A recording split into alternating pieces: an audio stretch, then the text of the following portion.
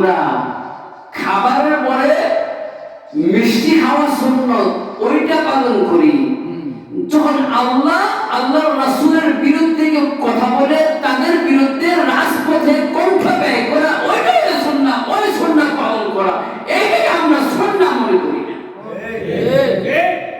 ওই যে সহজ খাবারের পরে মিষ্টি খাওয়া সুন্নাহ, জিহাদ করা যে নবীর আদর্শ, নবীর সুন্নাহ, এই সুন্নাহ মানি না।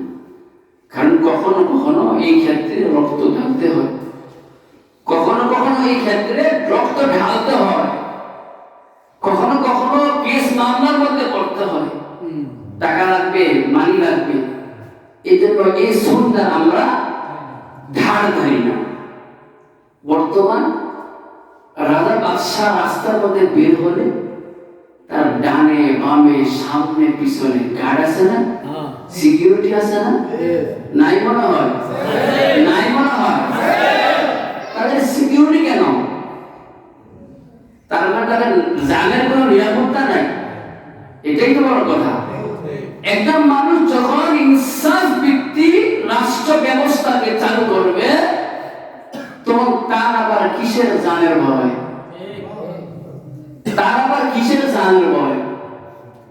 খলিফাতুল মুসলিমিন উমর ইবনুল খাত্তাব রাদিয়াল্লাহু তাআলা আনহু মনে হয় বাংলাদেশের মতো ছোট্ট একটা দেশ চালাইছেন। অর্ধজাহান, অর্ধেক দুনিয়া, অর্ধেক জাহান, অর্ধেক বাদশাহী, দুনিয়ার অর্ধেক বাদশাহী যিনি পরিচালনা করছেন তার নাম কি? হযরত ওমর। এই ওমরকে হত্যা করবে, এই ওমরকে হত্যা করবে একজন ডাকাত, একজন ডাকাত হত্যা করবে। হযরত ওমর রাদিয়াল্লাহু তাআলা আনহুকে কতল করবে, হত্যা করবে। আমার আল্লাহ সুবহানাহু ওয়া তাআলা বলেন আমি তাকে জীবন দেব, দুনিয়ার কোনো মানুষ তার প্রাণ নিতে পারবে না। হযরত ওমর রাদিয়াল্লাহু তাআলা আনহুকে কতল করবে একজন ডাকাত। তার বাড়ির সামনে গিয়ে জিজ্ঞেস করতেছে জমানার বাদশা কোথায়, ঘরে কি আছে, তিনি বাড়িতে আছে? বলেন না, বাড়িতে নাই। কোথায় গেছে? হয়তো তিনি মরুভূমির মধ্যে থাকতে পারে, অথবা সময়টা জোহরের পর খাবারের পরে বিশ্রাম করে জান্নাতুল বাকি কবরস্থানে। তুমি ওইখানে যাওয়ার আমি কার কথা বলতেছি, আপনি কার কথা বলতেছেন? একজন বাদশাহ আবার কবরস্থানে ঘুমাই নাকি? একজন বাদশাহ কি কবরস্থানে ঘুমাইতে পারে বিশ্রামের জন্য? কোন যিনি বাদশাহ, যিনি অর্ধজাহান পরিচালনা করে, আমি তার কথা বলতেছি, আর আমি তো তার সন্ধানই করতেছি, তার কথাই বলতেছি। জান্নাত, আপনি জান্নাতুল বাকি। ওই ডাকাত সন্ধান নিয়ে বাবা চলতেছে, জান্নাতুল বাকির দিকে রওনা হয়ে গেছে। গিয়া দেখে একজন মানুষ ঘুমাইতেছে, মাথার মধ্যে বিছানা বানাইছে, ইট বড় পাথরকে বিছানা, বালিশ বানাইছে, পাথর বালিশ বানাইছে। ওমর অর্ধ দুনিয়ার বাদশা, বালিশ বানাইছে ইট, ঘুমাইতেছে, মনে হয় কোনো চিন্তা নাই। লা তাখাফ ওয়া লা তাহজান ইন্নাল্লাহা মা'ানা।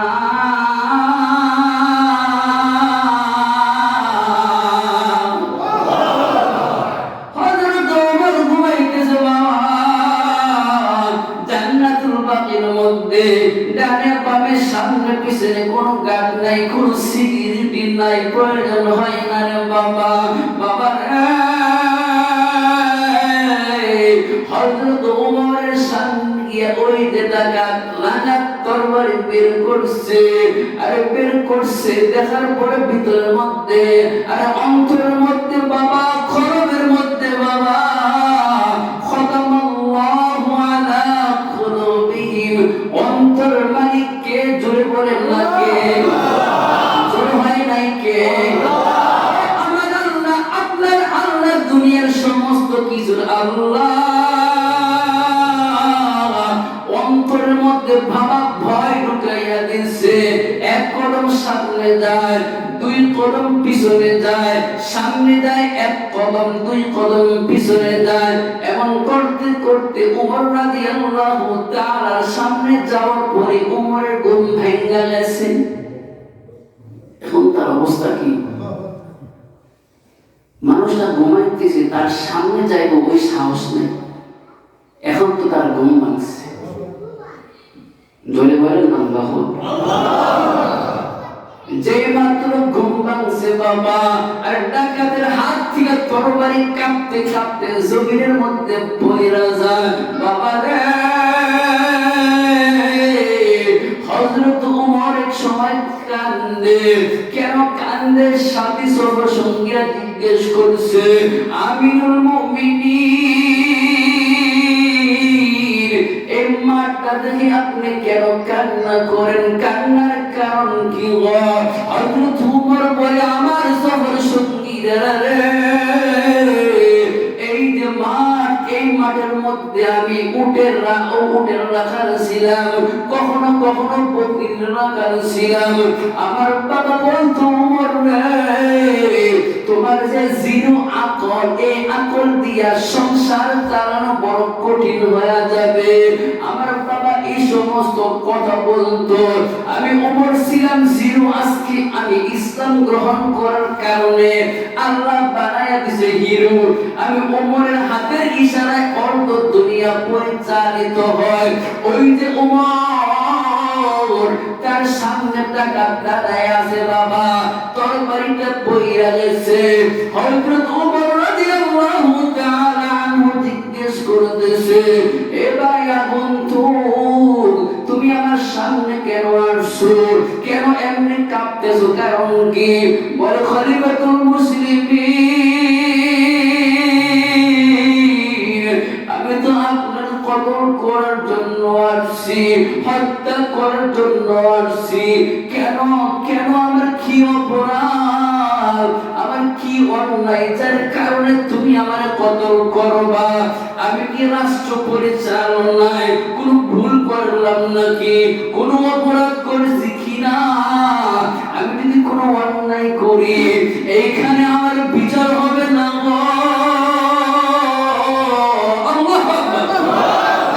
আমি যদি কোনো অন্যায় করি, একা একই আমার বিচার হবে? আমিও চাই না হাজার মানুষের সামনে আমি ওমরের বিচার হবে।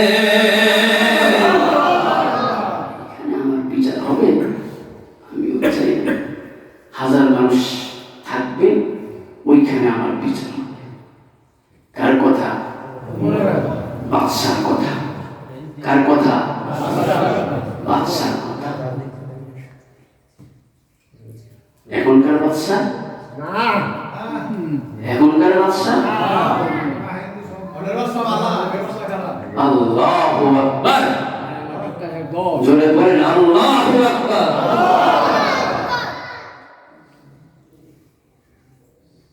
কি করবো এখন?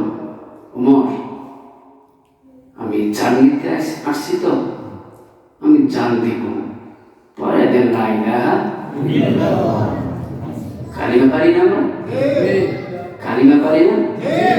লা ইলাহা ইল্লাল্লাহু মুহাম্মাদুর রাসূলুল্লাহ।